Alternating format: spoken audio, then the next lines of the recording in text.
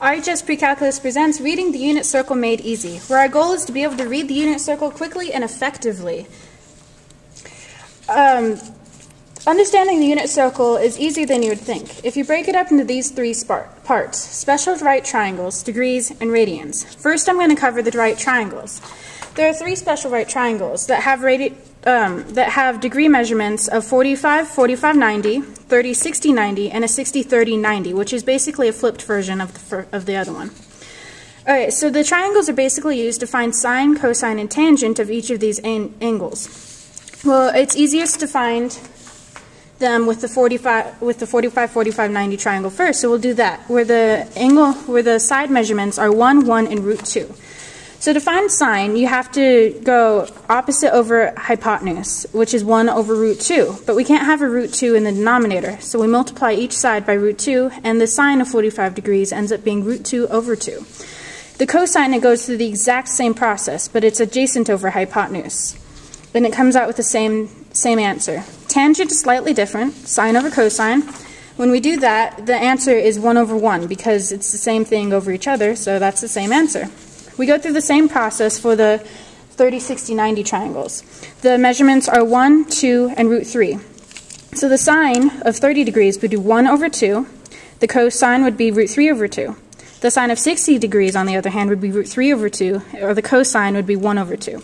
So finding tangent, we go through the same process we did for the 45-degree angle, where we put sine over cosine. We go through the process, and we find that the tangent of 30 degrees is root 3 over 3. We do the same thing for 60 degrees, and we find that the tangent of 60 degrees is root 3.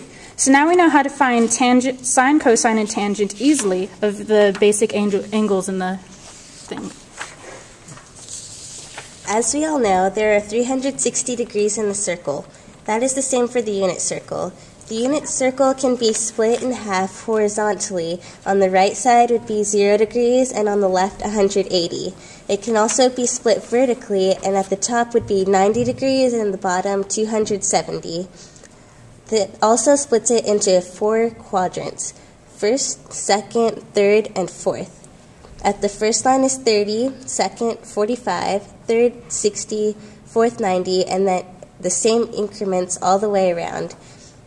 It can also go backwards with negative 30 here, negative 45, negative 60, negative 90, and so on. From degrees, we move on to radians. A radian is the angle made by taking the radius and wrapping it around the outside of a circle. Every circle is made up of 2 pi radians.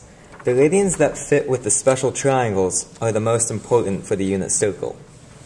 The radian at 30 degrees is pi over 6, at 45 degrees it is pi over 4, at 60 degrees pi over 3, and at 90 degrees pi over 2. To find the denominator of the radian, it's very easy. The radian closest to the vertical axis has a denominator of 3 always. The radian closest to the horizontal axis always has a denominator of 6. And the radian in between these two always has a denominator of 4.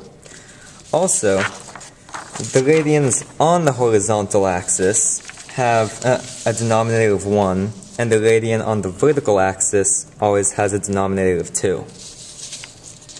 In conclusion, you now know how to identify the places in the unit circle using degrees and radians. You know that 360 degrees is in the same spot as 2 pi, and that each angle has a corresponding sine, cosine, and tangent. These trigonometric functions are found by placing triangles in the circle, with sine being opposite over hypotenuse, cosine being adjacent over hypotenuse, and tangent being opposite over adjacent. You now have all that you need to use the unit circle to its full potential.